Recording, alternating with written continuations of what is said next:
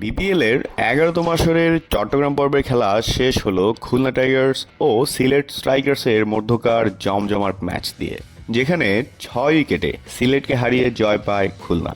চট্টগ্রাম পর্ব শেষে বিপিএল এর পয়েন্ট টেবিলের লড়াই এখন বেশ জমে উঠছে এবং এর পরেই শুরু হতে যাচ্ছে ঢাকায় লিগ পর্বের শেষ ধাপ। Full toss again. Those two games will be also.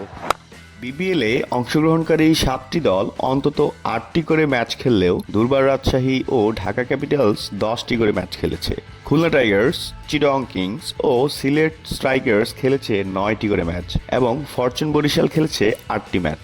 Chittagong পর্ব শেষে রংপুর 9 ম্যাচে 8 পয়েন্ট নিয়ে শীর্ষে অবস্থান করছে। দ্বিতীয় স্থানে রয়েছে ফরচুন বরিশাল, আর তৃতীয় ও চতুর্থ স্থানে রয়েছে চিটাগং ও খুলনা।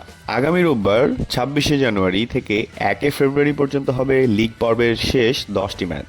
এরপর এলিমিনেটর ও প্রথম কোয়ালিফায়ার অনুষ্ঠিত হবে 3 ফেব্রুয়ারি, দ্বিতীয় কোয়ালিফায়ার 5 ফেব্রুয়ারি আর 7 ফেব্রুয়ারি ফাইনালের মাধ্যমে শেষ হবে এবারের বিপিএল।